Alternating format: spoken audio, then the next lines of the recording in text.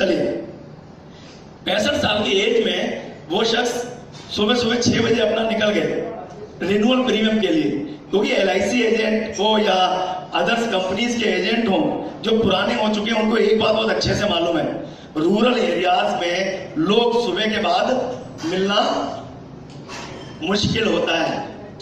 सुबह के बाद मिलना मुश्किल होता है। क्यों? कोई अपने खेतों पर चला गया, कोई अपने काम पर चला गया। ऐसे ही वो जो एडवाइजर थे, जो एजेंट थे, वो गए और रास्ते में उनका एक्सीडेंट हो गया।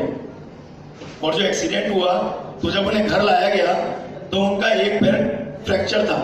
डॉक्टर को दिखाया, जब डॉक्टर ने एक्सरे किया तो बताया इस पैर में रॉड पड़ेगी और एक पैर में रॉड डाल दी गई और उनसे कहा गया कि अब आप आराम करिए, इस मोह माया की दुनिया को छोड़ दीजिए, इंश्योरेंस को छोड़ दीजिए, क्योंकि आपके घर में अच्छा खासा सब कुछ बढ़िया इंतजाम है, तो आप इस मोह माया से दूर रहिए। क्या 6 महीने वो जो इंश्योरेंस एडवाइजर थे या हैं, उन्होंने 6 महीने अपना प्रैक्टिस करना शुरू कर दिया, पैर का एक्सरसाइज।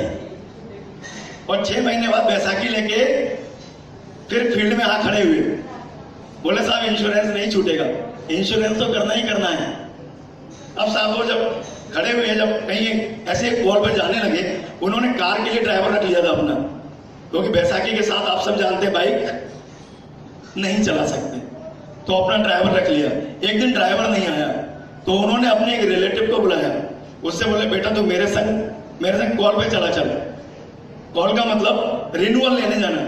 वो कभी नई पॉलिसी के लिए नहीं भागते हैं, किस चीज के लिए भागते हैं? सर्विस देने के लिए। क्योंकि अगर मैं रिन्यूअल लाता रहा, मैं कस्टमर के टच में रहा, तो मैं अपना जो सिनेरियो है बिल्कुल चेंज कर दूंगा। इस बात को मानते हैं सर? तो जो लोग देने के आदी होते हैं उन्हें अपने आप मिलता है। अब हुआ क्या साहब, वो जो लड़का था नई उम्र का था, 25 साल का नौजवान था, और उन्हें बाइक से 50 किलोमीटर दूर रिन्यूअल के लिए ले गया। अब उसी समय एक पिक्चर आई हुई थी, पिक्चर का नाम था धूम 3 आई थी। अब साहब वो धूम 3 के स्टाइल में बाइक को ले जा रहे थे। वो बड़े बुजुर्ग जरूर थे लेकिन दिल से बहुत नौजवान थे, तो उन्होंने उसको रोका नहीं। 1-2 बार बोला बेटा हल्के चला, बोले चल जैसी तेरी इच्छा है तो चला। इतनी देर में कोई दूसरा व्यक्ति जो धूम 3 का पिक्चर देखी होगी, लेकिन वो बाइक पे नहीं था, वो कार पे था। उस कार से उस बाइक को उड़ा दिया मतलब वास्तव में उड़ा दिया। वो शख्स रोड पर थे और उनके दूसरे पैर की हड्डी बाहर निकल आई थी और उनको हॉस्पिटल ले जाया गया। तो घर वालों को ये खबर नहीं थी कि अब ये दूसरा एक्सीडेंट हो चुका है। जब हॉस्पिटल ले जाया गया उसी डॉक्टर के पास जिस डॉक्टर ने पहला ऑपरेशन किया था, वो गांव वाले ले गए थे। अब डॉक्टर ने देखा अरे आप, तो उन्होंने तुरंत उनकी फैमिली में फोन लगा दिया, बोले अरे ये यहाँ पर आए हुए हैं और इनका जो पैर का एक्सीडेंट हुआ था। घर वाले बहुत हल्के से बात कर रहे हैं, बोले हाँ जी एक्सीडेंट हुआ होगा, तो वो दिखाने गए होंगे आपके लिए अपना पैर। बोले वो वाले पैर की बात नहीं कर रहा हूं, अब मैं दूसरे पैर की बात कर रहा हूं। अब ये दूसरा एक्सीडेंट हो गया, दूसरे पैर का हड्डी बाहर निकल गई है, इसमें रॉड डालनी पड़ेगी, हड्डी काटनी पड़ेगी, और साथ ही इनका एक हाथ भी हड्डी बाहर है, उसमें भी रॉड डालनी होगी। खैर परिवार वाले भाग कर जाते हैं, देखते हैं स्थिति को, तो जो स्थिति बनती है वो ये है कि दोनों पैर में रॉड और एक हाथ में रॉड, और एक पैर उनका कभी सीधा नहीं होता है, मतलब सीधा रहता है हमेशा, मुड़ता नहीं है। तो डॉक्टर ने फैमिली वालों को बुलाया और बोले भाई ये कभी चल नहीं पाएंगे, अब व्हील चेयर पे इनका चलना होगा। और उनसे ये बोला कि अब आप ये मोह माया की दुनिया छोड़ दीजिए, इंश्योरेंस वगैरह। जब आप ऑलरेडी रिटायर्ड टीचर हैं, वो रिटायर्ड टीचर भी रहे गवर्नमेंट, तो आपको पेंशन मिलती है, आपकी वाइफ भी प्रिंसिपल रही है इंटर कॉलेज में, उन्हें भी पेंशन मिलती है, बच्चे सब बढ़िया जगह हैं, तो क्या जरूरत है आपको दौड़ने की। और हल्के से बताया अब शायद आपका चलना मुश्किल होगा। कितने लोग इंटरेस्टेड हैं ये स्टोरी आगे सुनने के लिए? आगे सुनाइए, थैंक यू। अब डॉक्टर ने बोल दिया वे चल नहीं पाएंगे, वो घर पर आते हैं, बोले डॉक्टर क्या बोला? बोले आप थोड़ा सा चलना मुश्किल है, असंभव तो नहीं बोला किसी ने, फैमिली वाले ने, चलना मुश्किल है।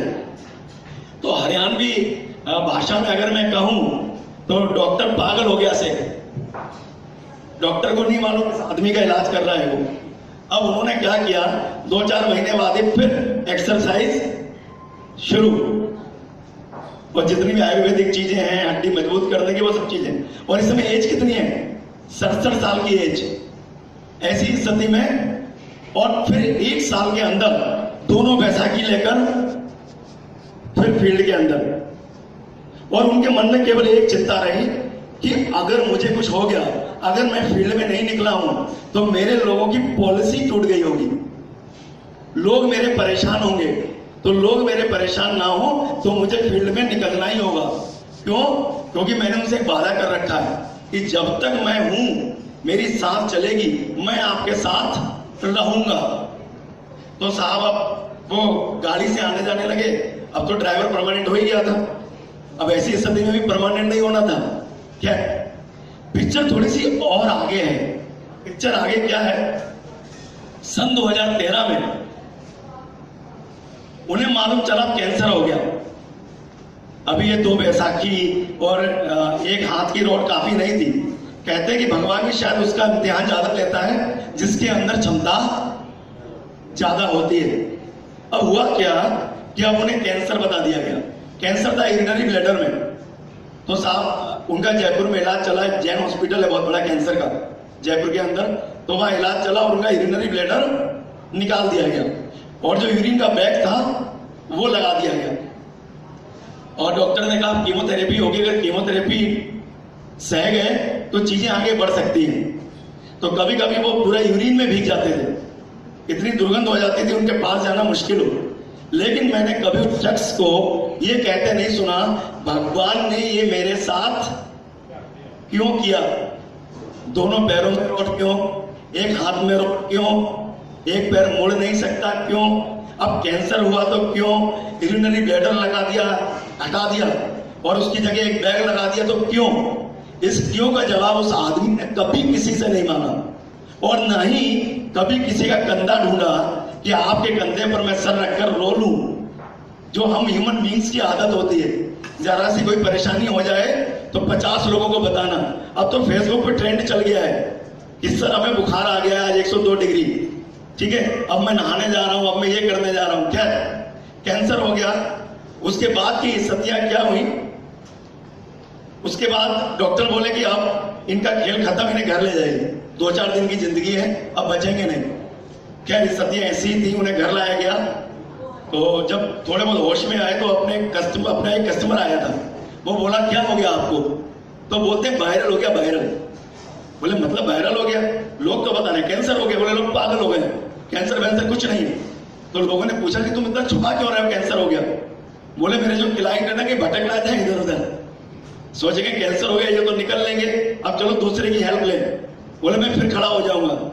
लेकिन उनका परिवार जानता था कि डॉक्टर मना कर चुका। ये घटना कब की थी, 2013 की थी, सब मना कर चुके थे। और आप जानते हैं अब उनसे कैंसर हार चुका है, उनसे बैसाखियां हार चुकी हैं। क्यों?